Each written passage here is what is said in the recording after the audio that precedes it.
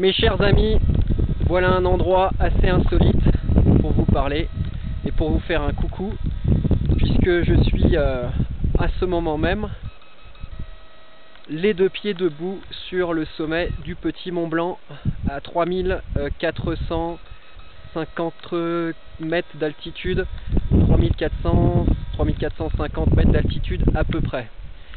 Alors la prochaine fois que je monterai si haut, puisque c'est la première fois, j'apprendrai un petit peu mieux la géographie qui m'entoure, puisqu'il serait temps, n'est-ce pas? Je vais vous faire un petit panorama de l'environnement et je pourrais malheureusement pas vous nommer tout ce qui m'entoure, mais c'est magnifique. Et derrière moi, il doit y avoir le Mont Blanc, à gauche ou à droite, mais malheureusement, alors que c'est un des objectifs sur l'année et demie qui vient, je suis incapable de le deviner. Donc j'ai ma petite idée. En tous les cas, bon panorama. Et puis je vous reprends tout de suite. Donc là, on a une chute de glace.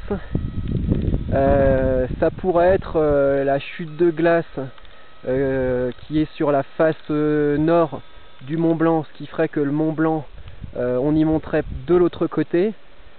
Donc le Mont Blanc lui est à 4800 mètres d'altitude, hein, c'est donc 1500 mètres plus haut. Là moi je suis à 3005, alors pourquoi pas, c'est peut-être là. On a ensuite un découpement exceptionnel de montagne, une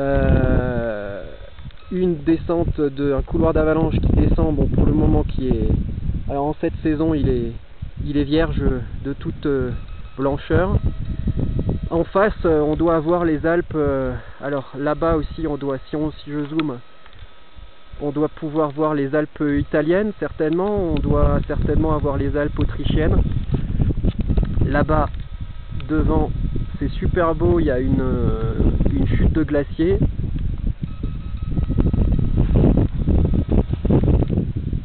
Ici, en correspondance directe, on a un autre petit glacier. Enfin, un autre glacier assez conséquent tout de même qui descend, quelques crevasses ici, et puis on remonte vers ce qui pourrait également être une face du Mont Blanc, mais je suis pas sûr. Donc soit là-bas, mais je ne sais pas. Voilà, le dénivelé il est assez important. Puisque j'ai mis 5 heures pour venir ici, avec 1700 mètres de dénivelé, et la descente devrait me prendre entre 3 heures et 3 heures et demie. Équipé bien sûr, avec des chaussures à crampons, des bâtons que j'ai laissés au pied du petit monticule, puisque moi ensuite je vais redescendre par là, et puis rejoindre la petite cabane rouge, qui s'appelle le refuge Renneteau. Je sais pas si on le voit bien. On peut le deviner, je pense. Enfin, j'en prendrai quelques photos. Voilà, avec un sac à dos, et si on s'approche un petit peu, c'est vertigineux. Ça peut aller encore, ça peut aller. Voilà, donc je vous offre ce panorama. Je pense à vous. Et qu'est-ce que je peux dire de plus sinon que ce qu'on apprécie bien évidemment, comme d'habitude, au sommet, c'est le silence, c'est la plénitude. Ce sont des instants magiques, uniques, jusqu'à ce qu'on y revienne bien sûr, ou jusqu'à ce qu'on gravisse un autre sommet, qu'on aille sur d'autres faces. La beauté de la nature, tout simplement.